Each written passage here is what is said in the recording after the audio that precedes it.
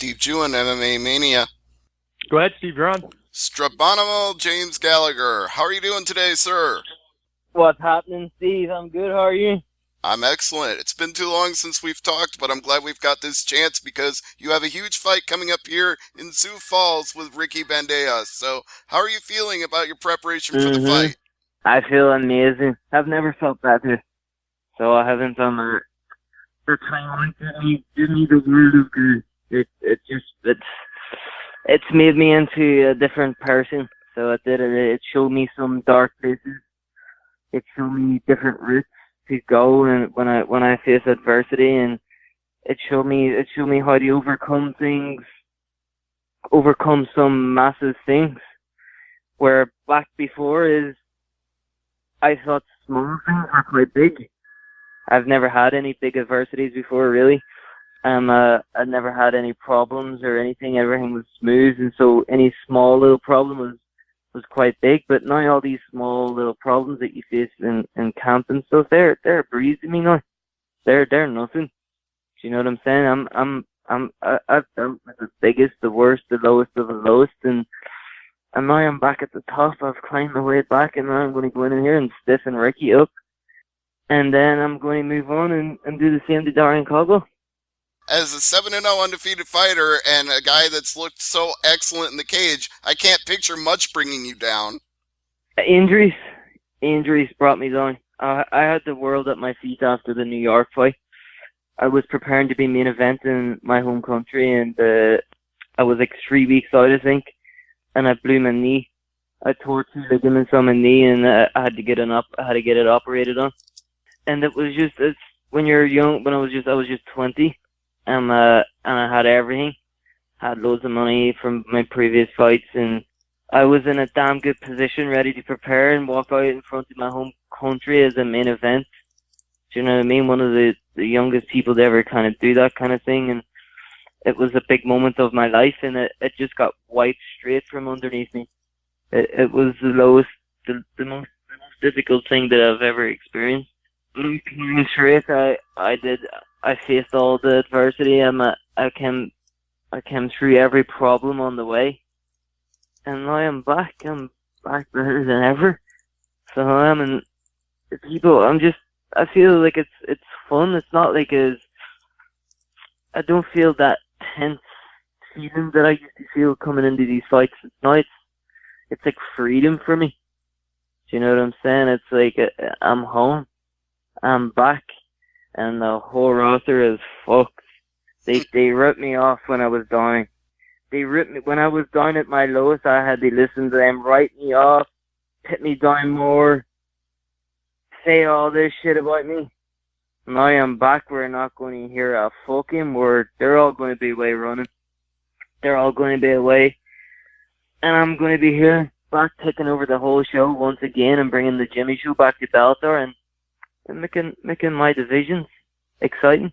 Well, you did mention Darian Caldwell already, and making the division exciting would be something we'd love to see the two of you do, but I don't know. Nah. There's only one person making this division exciting, and that's me. I don't disagree, He's but the most boring bastard of a fight I've ever met.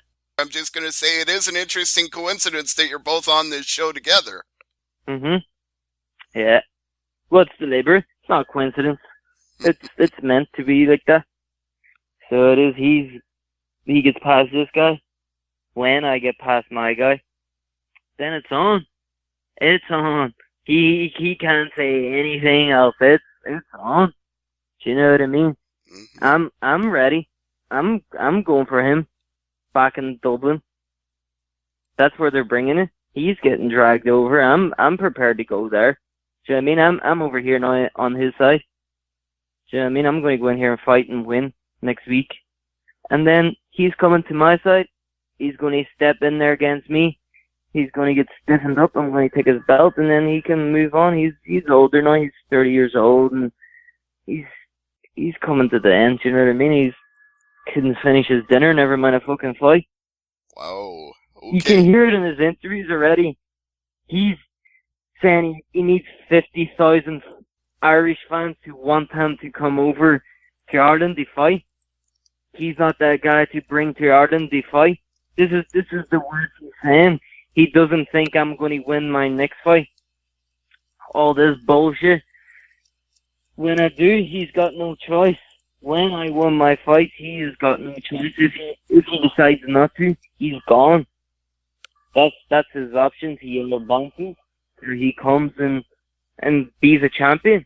He's supposed to be the champion. You show up and you fight anywhere when you're the champion.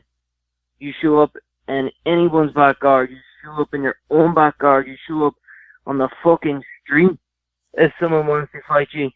You don't, you know what I mean? You don't be a pussy about it and say, I don't want to fight there. I need 50,000 Irish fans to want me over there before I go over. He doesn't even got 50,000 American fans want him to fight here. So how the fuck does he expect Irish fans, 50,000 Irish fans, to want him to come to Ireland? There's 50,000 Irish fans want to see me smoke him and take his belt. If that happens, that happens. But what about fighting other challengers? Like, I know this long-time rival with AJ McKee, you and him have had some words in the past. What if that fight was offered to you? Well, no, I want the belt. I'm going for the bantamweight belt. Next, after I fight Ricky, this is a title contender fight. So my next fight after this, I'll fight for the belt. AJ gets offered then, no problem. No problem. But I'm fighting, as soon as I beat Ricky next Friday, my next fight will be for the bantamweight belt. And then after that, I'll fight anyone. Anyone. I don't give a bollocks. 145, 135. I'll bounce up. Because that's what champions do. Champions show up wherever the fuck they're meant to show up. And they show up ready to go. And that's exactly what I'm going to do. I'm going to show up wherever I'm asked to show up. And I'm going to be there ready. And ready to go to war. And that's exactly what I do every time. Back to Ricky Bandejas for just a moment. What do you think of his record coming into this fight, 10-1, and his style as a fighter? What do you think he offers you as competition? He's a Ricky of many trades, that's for sure. But he's not fucking good at anything. He's a Ricky. He's a Ricky at the moment. He knows a little bit of everything. That's what I saw. He's decent on the feet. He's okay in the wrestling. He's okay on the floor. He knows a little bit of everything, but he's not excellent at anything. And he's a good record. He's a good opponent to be. I'm not underestimating him one bit. I feel like he's going to be here prepared to put on the show of his life. So he is. He's coming there. This is his chance. He's coming here to fight for his life. And I am prepared to go in there and fight someone who's desperate to fight for their life. That's a dangerous man in front of me. He's a dangerous opponent. He's hungry. He wants this. Do you know what I mean? But so do I. There's no one that wants it more than me. But I'm coming in here prepared, ready for that kind of opponent, ready for someone who's ready. And I'm just going to be a step ahead each time, be focused, switched on, and just meet him at every point, every angle he makes. I'm going to be a step ahead. I'm going to cut that angle before him. I'm going to hit that position before him. I'm going to land them shots before him. As he's thinking, I'm going to be landing. When he's thinking about moving, I've already moved. Do you know what I'm saying? I'm going to be just that step ahead. And that's how the outcome is going to play. I'm going to cut him off every opportunity I get, and he's going to crumble. That's how it'll be. He's going to realize soon after I keep meeting him and beating him on his shots, he's going to crumble after that. He's going to realize he's soon out of his depth, and this is not the place for him. What about if he tries to go for the knees, knowing that you've had knee surgery and have had to come back from that? So what if he starts trying to just kick at the legs or shoot for the legs immediately? What about that? Go on ahead. It's better than ever. I'll stick it out in front of him. He can boot it, and then I'll kick him in the head with it. It's my knee's good. Sure it is. He can boot that all day, but he has to close that distance and get past my shots. And that's the hard part. That's easy to say I'm going to go in there and do that and I'm going to do this, but he has to get past my range. He has to cut off them angles. He has to put me in them positions to land that. And as I say, if he's thinking about moving, I have already moved.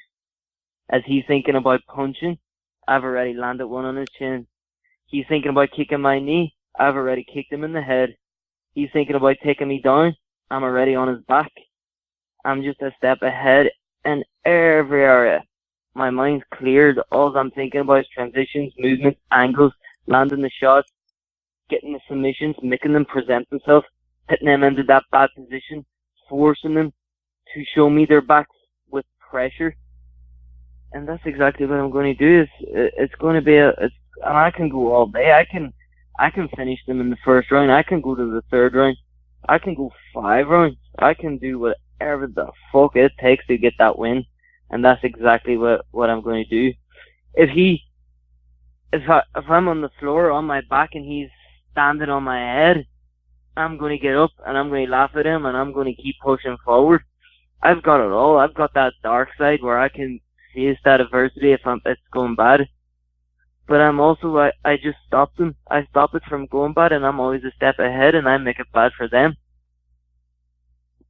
In your previous fights, we've talked about you having a good crack out there in front of the Irish fans, but this time you're in Sioux Falls, South Dakota of all places. One fighter I talked to already today said he got text and it said SD. He thought San Diego and he got all excited. Then the contract said South Dakota. So how do you feel? Are you excited about Sioux Falls? Fucking right, I'm excited. It's home away from home in me. I bring a cry. I bring a cry wherever I go. I bring my wherever I go. My people are behind me. If there's 10 of us, we all move as one. You know what I'm saying? That's how we roll. That's how we roll back home. This is an army coming for him, for Ricky. Little does he know it. There's an army of Irish people on the fucking march to take his head off, and I'm the one leading the way. And I'm the one he has to meet first, and he is not getting past me at all. He's not going to land he's not going to even be a beat ahead of me. Well, I don't know if I have any Irish blood in me, but I'm on the march because I'll be in Sioux Falls for this fight. So count me in to see this incredible matchup. I'm looking forward to it. I love it. Thank you very much. Oh, no problem. And James, I always want you to plug anything you want before I let you go. So please, sponsors, teammates, social media, whatever you'd like. Yeah, I just like to thank everyone at SDG for getting me to this level. They're the ones that I wouldn't be anything without my team, my fans from Ireland, my family, my mother, my father, other close people, very close people that I've had in this camp, that I've had close relationships with that have helped me get to where I am, and everyone from Strabane that gets behind me. We're the BT82 breed. It's a different breed of people. That part of Ireland where I come from, called Strabane, we're a different breed. It's a bunch of warriors down there, and I just want to thank everyone for the support, and I'm looking forward to going in here and doing myself and everyone else proud. All right. Well, from Strabane to Sioux Falls, it's going to be a crack in South Dakota, right, James? 100%. All right. Well, I'll see you there on August 17th. Thank you so much for the time today.